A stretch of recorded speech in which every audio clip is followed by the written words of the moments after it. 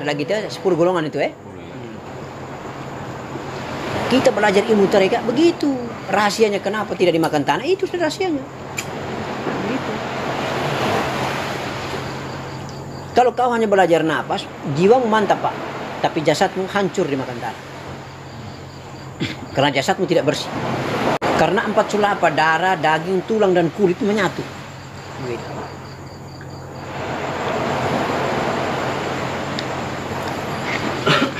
Api, angin, air, tanahnya cuma tinggal satu saja. Tinggal Nur Muhammad saja. Sudah fana Pak. Tanah sudah melebur, kembali menjadi asalnya air. Air melebur, kembali ke asalnya menjadi angin. Angin melebur, kembali asalnya menjadi api. Api melebur, tinggal Nur Muhammad sudah. Nur Muhammad sudah peluk semua. Utuh sudah. Mana ada Nur Muhammad makan tanah? Begitu. Logik ya, masuk akal ya? Iya dah. Memang kalau dengar cerita begini enak, gampang ya. Prakteknya hanya Allah. Tidak ada prakteknya, besok saya praktek. Ini bukan sekolah di STM, besok mau praktek kerja mesin. Ya, so? Dengar cerita ini memang enak, wah gampang ini. Prakteknya, keluar dari tempat mujahadah ini sudah. Tadi kan saya sudah jelaskan tuh ada berapa jenis kasaf tuh. Nah, ketika ruhani ini atau jiwa ini berangkat tenggelam di dalam zatnya Allah, atau belum sampai tenggelam di zatnya Allah, berada masih di sekitar sifatnya Allah atau Nur Muhammad, kenyataan zat Allah itu, maka dia akan pesiar ke semua sifat yang ada. Kalau Allah ridhoi dia menghinggapi sifat sami', maka jasadnya akan mendengar secara kasaf. Kasaf mendengar. Kalau singgah di basir, sifat basir, basirun, maka insya Allah setelah pulang pesiar menuju Allah, bertemu Allah, pulang matanya kasaf. Kasaf matanya. Kalau pesiar di alam kalam, bicaranya luar biasa. Apa yang dibicarakan? Fa idza arada syai'an ayyakul lahu kun fayakun. Jadi dan jadi itu. Begitu juga kalau disinggah di alam akal, insya Allah akalnya laduni. Ada saja keluar dari akalnya. Ada saja keluar dari otaknya. Insya Allah ada kelebihan dan kebesaran kasih Allah Subhanahu wa taala.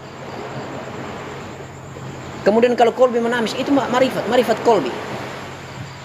Jiwa masuk pesiar sudah ketemu dengan posisi kedudukan Allah di kolbi. Kolbi itu mimbai tullah. Kemudian naik ke atas, pesiar lagi ketemu dengan zat Allah. Sebelum masuk zat Allah, berada di wilayah sifat Allah, Nur Muhammad. Begitu. Maka lebur, fana. Tapi belum sampai ke tingkat fana di dalam fana. Harus dia sendiri tidak sadar bahwa dia tidak sadar. Kalau dia masih sadar bahwa dia tidak sadar, itu masih baru tingkat fana. Alhamdulillah bukti kefanaan beliau adalah bahwa pulang dia bisa mendengar yang dibicarakan batu, yang sementara dibicarakan pohon. Itu ada hadisnya. Rasulullah pernah lewat di kuburan, mendengar dizikirkan sama pohon kurma. Kalau tidak salah pohon itu, daunnya itu dipotong, kemudian ditancap di kubur itu. Apa dipertanyakan datu sahabat Nabi? Kenapa ya Rasulullah engkau menancapkan itu daun pohon itu di situ, di kubur? Pak Rasulullah jawab, bilang apa? Mudah-mudahan saya mendengarkan zikir ini yang dilantunkan oleh pohon ini, dilantunkan oleh daun ini. Daun ini berzikir sampai tembus ke di alam barzah. Begitu, sampai ke Allah. Begitu. Jadi bisa dibayangkan kalau daun saja zikir sampai, apalagi kita ini manusia baru bertahlil. Sehingga tidak ada cerita bilang kiriman tahlil tidak sampai, kiriman tawasul Fatihah tidak sampai, Pak. Sampai gak? Masa pohon saja sampai, kita tidak sampai. Begitu ceritanya. Jadi kalau kita kasaf mendengar, itu ombak berzikir kita dengar. Ketika kita permisi, kita pergi ke hutan, kita mau buang air kecil, itu kalau misalnya saja bumi atau tanah itu di sekitar itu dia tidak izinkan, dia bersuara kita dengar. Wahai hamba Allah, aku tidak izinkan di atas punggungku engkau buang tinjamu, menyingkirlah engkau beberapa intifada jarak dari diriku ini. Maka kita ikuti, lalu kita senyum karena kita dengar. Nanti teman kita sebelah yang tidak tahu, dia bilang, kau gila ini, kau ketawa-ketawa sendiri. Begitu. Begitu juga begitu. Kalau kita mau sensor pohon, ada penghuni jinnya misalnya di pohon itu, sensor keluar darah. Kalau tidak sensor kebal. Kemudian ada suara keluar. Jangan begitu kawan. Kita ini kan sahabat. Kau sensor boleh, tapi kau pindahkan saya dulu dari pohon ini, pindah ke pohon yang situ. Itulah pentingnya kalau orang kasaf mendengar, kasaf melihat. Bukan dia sembah jin jadi syirik, bukan. Masa jin kita sembah? Tidak. Tapi silaturahmi terjadi karena dia juga makhluk ciptaan Allah, Pak. Iya kan?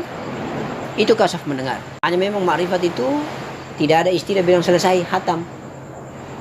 Sampai kapanpun, sampai kita sudah meninggalkan dunia, tidak pernah hatam-hatam. Karena apa? Kita belum pernah bertemu dengan zat Allah subhanahu wa ta'ala. Maka makrifat kita tidak pernah hatam-hatam. Dan tidak sembarang orang mendengar semua zikir daripada alam semesta. Jadi di antara kita, kalau belum sampai ke alam hampa itu cahayanya warna hitam, Nuril Akbar. Di tengahnya itu ada cahaya putih, Nur Muhammad. Begitu. Jadi kalau kita kasaf, dikasih kasaf misalnya, kita pesir ke alam hampa itu nanti seperti wud, itu cahaya hitam berputar, cahaya putih berputar. Kemudian semakin membesar, kita tenggelam jiwa kita di dalamnya. Jasad kita sudah mati tabi'i atau mati tidak sadar. Di dalam itu baru kita lihat pemandangan. Dikasih nurul ilmu, kita hafal. Kita bisa faham. Yang kita singgah ini di negeri apa, di negeri apa, di negeri apa. Di alam apa, alam apa. Alam Al-Kausar Asyariah namanya kah? Alam Jamaria kah? Baitul Ma'mur kah? Kita singgah di Baitul Kursi kah? Gitu. Alam Jannah kah? Alam Jannah itu di bawah. Tidak ada cerita bilang kita tidak sampai alam Jannah. Oh, itu masih terlalu muda kalau bagi orang pesiar. Sudah lihat Jannah. Memang betul masih kosong penghuninya. Kalau sudah sampai surga, kenapa kamu ikut? Belajar mati tuh. Kita orang tasawuf tidak butuh bidadari gantung. Sembah Allah, cari bidadari. Bah. Kenapa ini ketika mengamalkan zikir nafas mengalami rasa ngantuk tersebut? Nah, tadi kan kita sudah jelaskan toh. Allah yang menentukan perjalanannya nanti. Hanya satu saja yang masuk. Nafas halus kan, nafas kasar yang masuk diputuskan Allah. Kalau dia turun ke kolbi, maka kita tidak pernah akan tidur, mete terus. Terjaga. Jasmani itu walaupun mau tidur setengah mati karena di dalam ini Allah dan kita tetap terjaga. Tapi segar sampai pagi, bukan kita mete nonton televisi tahun baru besok pagi baru lemah. Tidak, ini mete karena Allah. Nah, tapi kalau dia naik ke atas menuju ke zatnya Allah, tenggelam di dalam zat Allah itu hanya dua saja. Tidur atau mati. Maka mengantuk berat. Karena rahasia Pak, masuk di negerinya Allah. Tidak ada bila kau sadar. Harus kau tidak sadar, itu baru namanya fana. Kalau fananya sempurna, setelah pulang dari rasa ngantuk dan rasa tidur, insya Allah dia bisa tahu apa yang baru dia alami. Gitu. Insya Allah seperti itu. Nah, jadi jangan menghalangi kalau rasa mengantuk. Karena pada saat rasa ngantuk, sedangkan kita tertidur di sajadah tidak sadar saja, di rasa ngantuk itu, rasa tertidur itu, Allah kasih kita warid. Hadiah oleh-oleh daripada tafakurnya kita, oleh-oleh daripada wiridnya kita, oleh-oleh daripada zikirnya kita, oleh-oleh daripada kita baca Al-Qur'annya kita. Kita kadang-kadang baca Al-Qur'an juga mengantuk toh, mengantuk. Ya itu.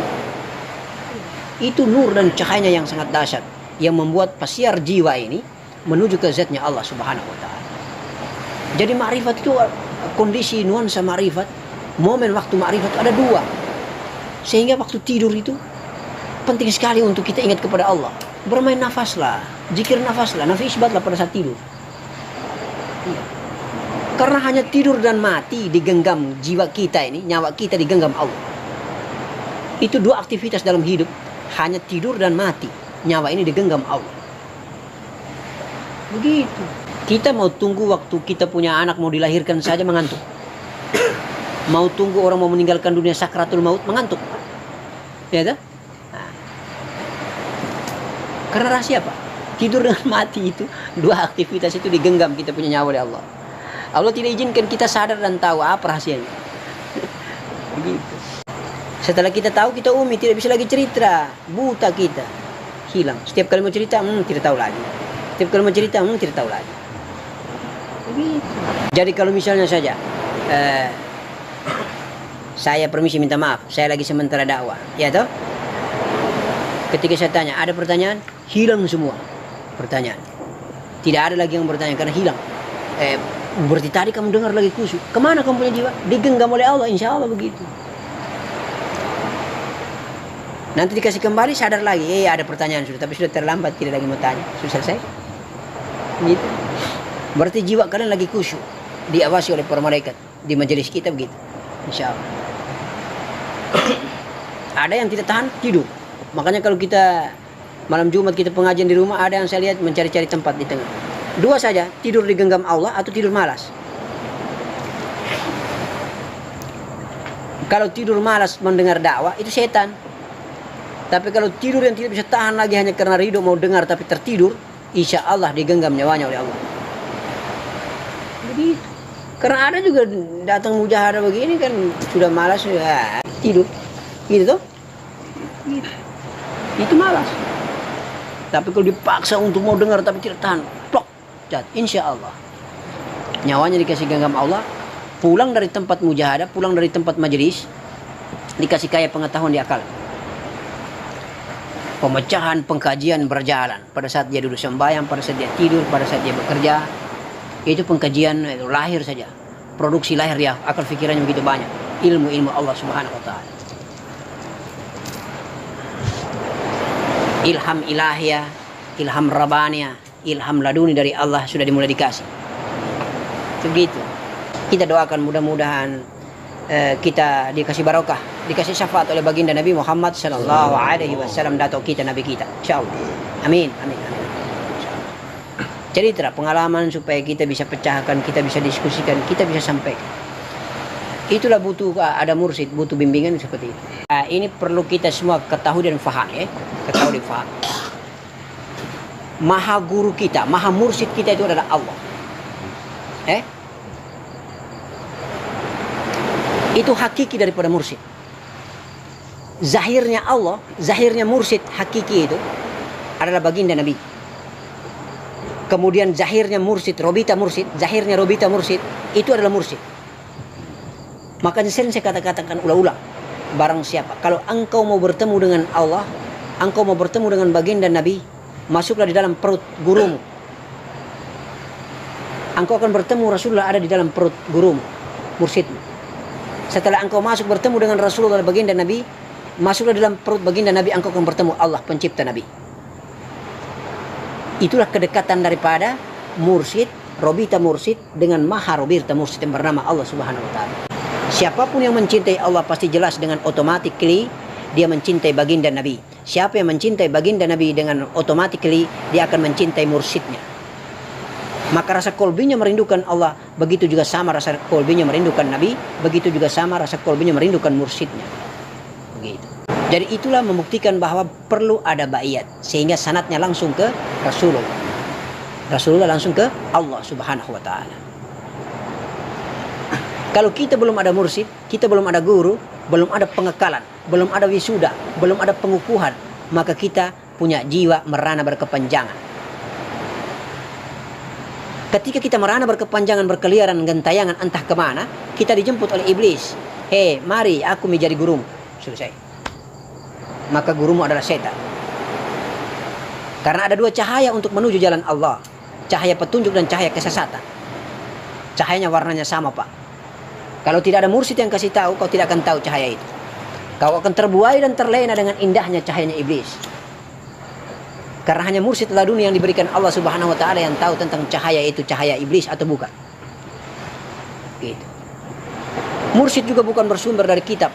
Mursyid juga dia bukan hanya dengar nonton baru kemudian dia jadi mursyid, tidak. Mursyid juga dia harus melalui perjalanan spiritual yang panjang. Dia sudah bertemu dengan pencipta Allah Subhanahu wa taala. Kemudian Allah yang membaiatkan dirinya menjadi mursyid. Begitu, Pak. Mursyid yang begini, mursyid laduni, mursyid dari Allah, tidak menjual-jual dirinya untuk dipromosikan menjadi mursyid, Pak. Nah, hanya sebatas istri, anak, dan keluarganya saja. Makanya kita bayat itu menjadi keluarga dunia akhirat. Bukan mau pamer-pamer, mau jadi mursyid, mau jadi guru. Tidak. Karena mursyid itu tidak gampang, Pak. Ini bukan guru kelas dunia, Pak. Ini bukan guru mau ajar di SD, SMP, atau di bangku kuliah universitas. Menjadi dosen. Bukan.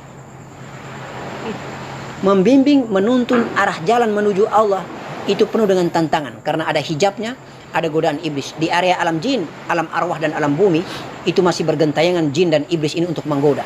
Kau tidak boleh tembus masuk ke Nur Muhammad. Kau tidak boleh tembus masuk tenggelam ke dalam rasa. Aku iblis tidak akan mengizinkan engkau. Gitu. Maka harus ada pembimbing yang bernama mursyid yang menuntut. Mursyid tahu tentang makom batin setiap muridnya. Gitu. Kalau mursyid tidak tahu makom batin muridnya, dia bukan mursyid, Pak. Pengajian kita lillahi ta'ala mau cari Allah, Pak. Mau bertemu Allah, Pak. Bukan mau cari-cari murid, bukan cari-cari nasabah. Iya. Kebesaran yang dikasih Allah, ma'rifat qalbi. Cinta Allah, cinta Nabi, cinta mursyid, cinta guru. Itu bukan syirik, Pak, bukan. Karena mursyid itu adalah zahir hakiki baginda Nabi. Baginda Nabi adalah zahir hakiki zat Allah. Paham ya? Begitu. Makanya mursyid, ustaz, ulama itu warisatul anbiya. Pewaris para nabi. Murabbi kita itu pewaris para nabi. Begitu. Jadi kalau kita mau belajar tawasul Fatihah nanti, jangan lupa kita punya turunan keluarga nenek moyang datuk-datuk kita. Begitu. Ada kita punya guru kita, Bapak Sultan, ya? Muhammad Nur Ahmad Sultan bin Haji Abdul Ramba. Itu tarekat Qadiriyah. Gitu. Kemudian datuk kita di Ende, Kiai Haji Muhammad Nur Sufali Ibnu Syekh Husain. Gitu. Kakek kita di Bima, Kiai Haji Muhammad Yasin bin Haji Ibrahim Sape. Kemudian Kiai Haji Syekhuna Zainuddin As-Sumbawi dari Sumbawa. Kemudian datuk kita Syekhuna dari Mekah, Kiai Haji Muhammad Habib Yasin Al-Fadani Mekah. Begitu. Syekhuna Arsyad Al-Banjari, Khatib Sambas, Kalimantan.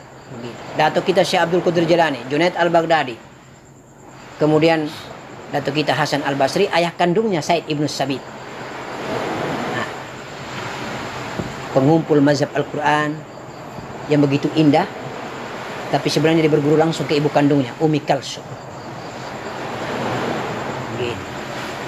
Itu sahabat baginda Nabi, pasti bergurunya ke Rasulullah SAW, datuk baginda Nabi Muhammad SAW. Itu murabi guru-guru kita, datuk-datuk kita, insyaallah seperti itu.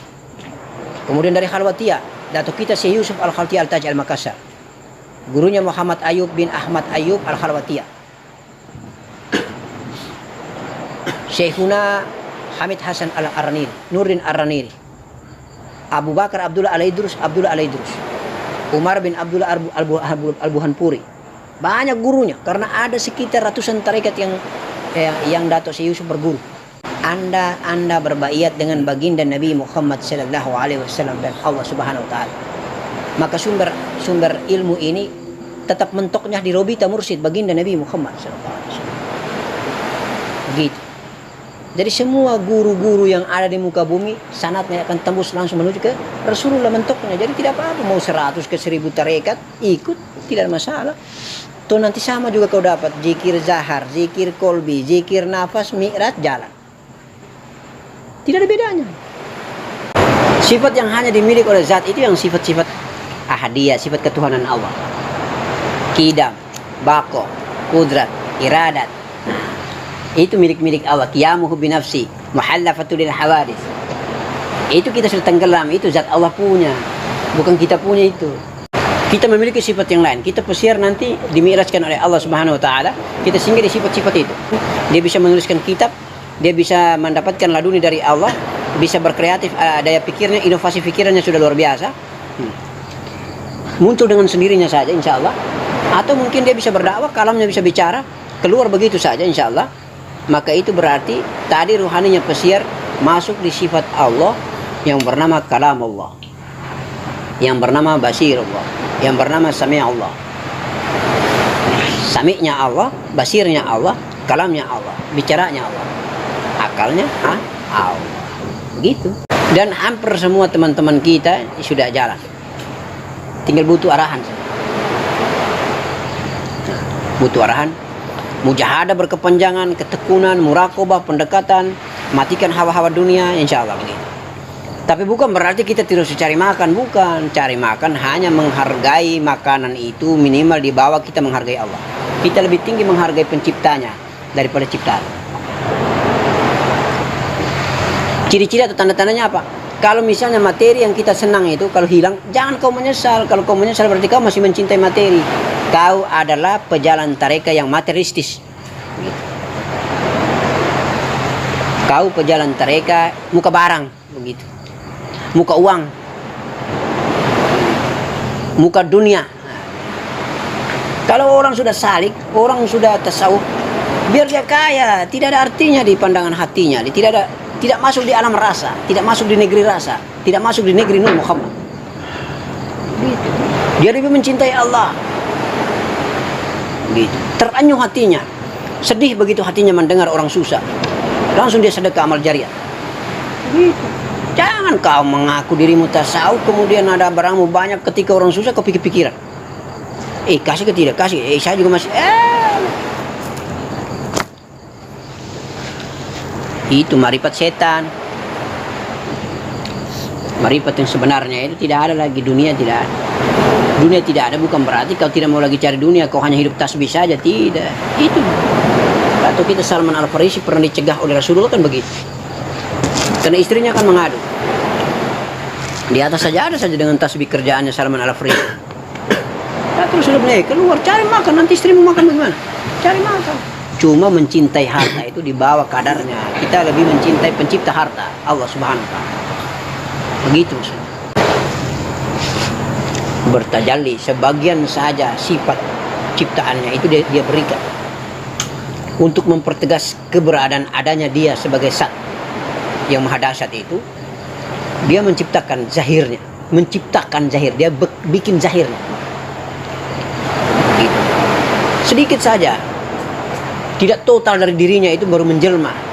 Tidak. Karena supaya diakui, dikenal. Begitu. Masih juga belum tegas, dia bikin jiwa. Masih juga belum tegas, karena masih halus mungkin dianggap, dia bikin tambah kasar lagi. Nampaklah sudah jasmani kita ini.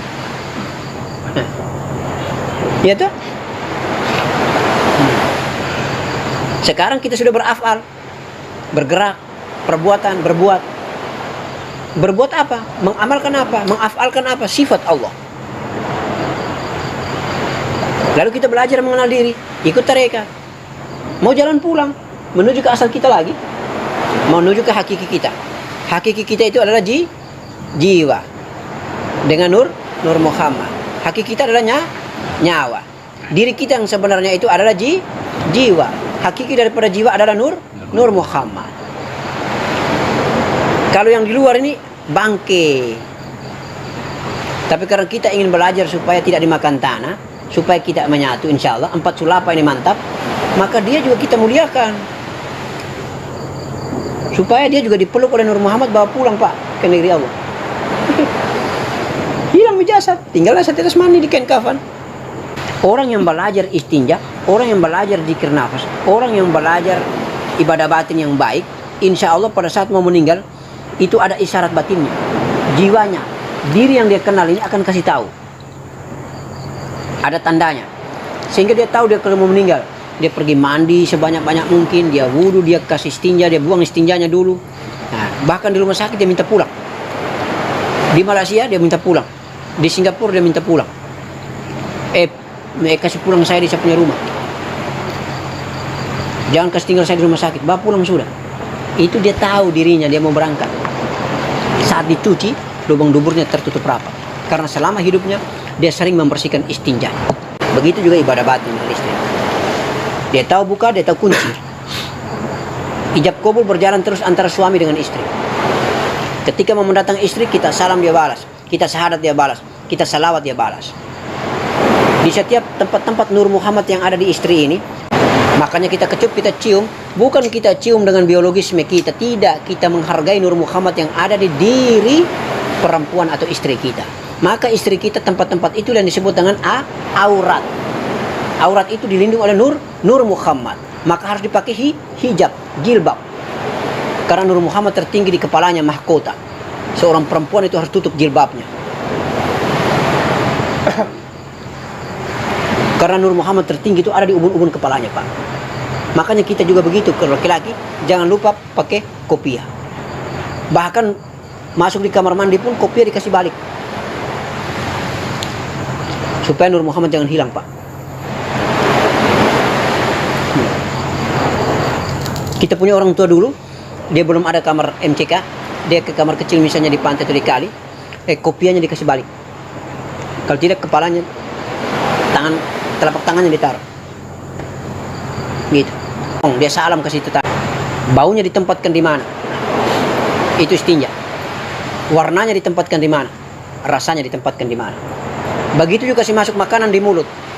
Bau makanan kau tempatkan di mana? Warnanya kau tempat di mana? Rasanya kau tempat di mana? Ampasnya kau buang ke belakang. Istinja ini hakiki tinggi, bukan sekadar cebok-cebok saja. Cebok-cebok saya kau pakai tisu. Pakai sudah tisu. Kau masuk surga 10 memang itu.